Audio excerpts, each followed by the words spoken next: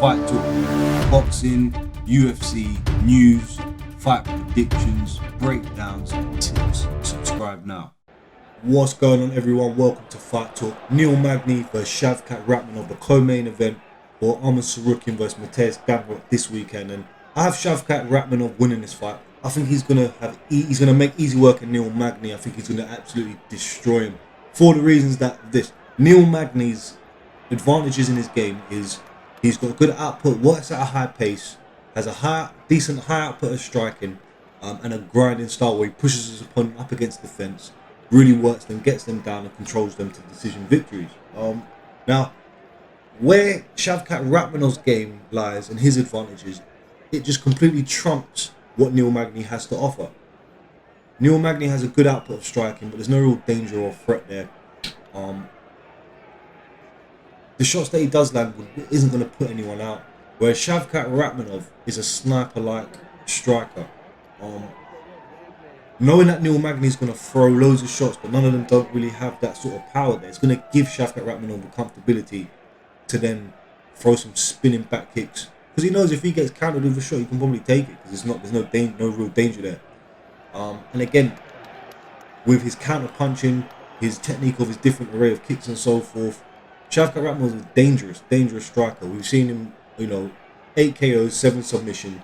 He can also submit you as well as he can KO. It's a 50-50 chance. Looking at, as we can see here in this, earlier in the clip here, if we go back, you see Matt Griffin finding a lot of success with the right hands, left hooks against Neil Magny, hurting him, making him uncomfortable. And then here you see Neil Magny working quite well, holding Matt Griffin down. But if we go towards here, Matt Griffin starts to make his way up here from this position, makes his way up, as we can see. And he actually puts it on Neil Magny, hurting him. And the reason why I'm looking at this specifically, because this is Neil Magny's last fight. This is where Neil Magny's strength lies. And look at him from this position here, watch.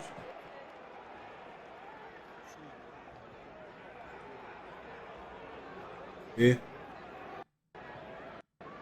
And then eventually,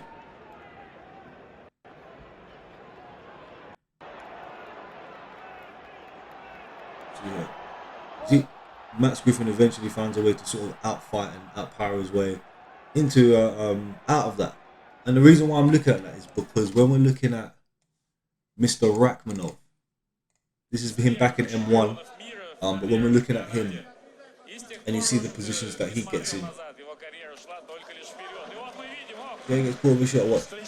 This is similar to where Magny would probably get him against. Yeah. And I've seen this time and time again with Rakhmonov. He gets in this position, and it is an advantage. It's dangerous for you because he can trip you, he can land some mad strikes, and he can get you into a dangerous position to submit you. We've seen it in the Oliveira fight. We've seen it in the Carlson Harris fight. You go to any of his fights in M1, you'll see the same thing. And this is where Neil Magny's game plan is. This is where his game in general is strong. That's what he's looking to do to people. Outwork them, grab the leg, push him up against the fence. Or grab the body lock, push him up against the fence, and then work from there, and then grind him out. Yeah. All the time he gets away with these things, man. Like, he really gets his stuff going in these positions here. And then looking against Carlson Harris,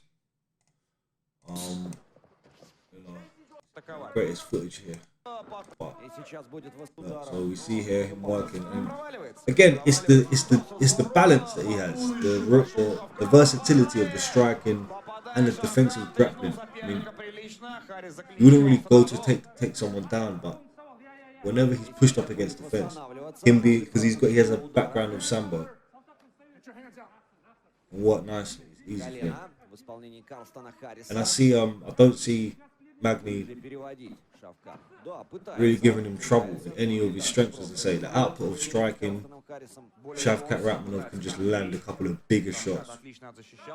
That's really going to hit home and shake Magny to his boots. Magny will then look to initiate some grappling, but then you can see he's turned it around on Carlson Harris, who earlier had him against the fence. теряет время Рахмонов, мог бы And remember the strength of Carlson Harris. His grappling is quite good as well, man. We've seen him before in his previous fights.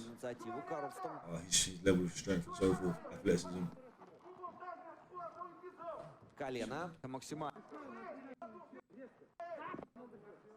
Да, и вот призывают Шавката выходить резко. He eventually gets that same trip, and he does it to a lot of people, man. He really is dangerous off that. You don't even want to be there too long for him. If you have him in that position, you need to be working strikes or looking to get him down.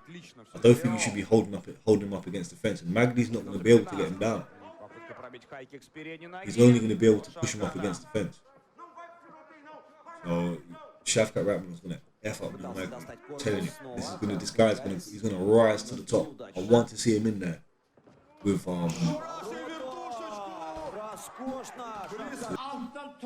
yeah, that's the finish there. Follows up.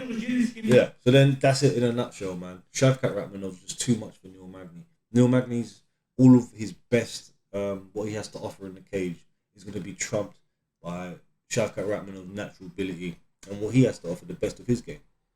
His striking's too much. Magny doesn't really pose a threat in that department towards Rakhmonov. And again, the grappling, the pushing up against the fence, Rakhmonov has a lot to offer against those positions. So, going to Shavkat Rakhmonov, first or second round finish. He could tap him, he could submit him, or he could knock him out. I think I'm leaning towards the KO only because of Magny's inability to really pose a threat with his striking. Shavkat's going to be comfortable with that. He's going to see that, and he's going to probably look just to grip down and land some massive shots.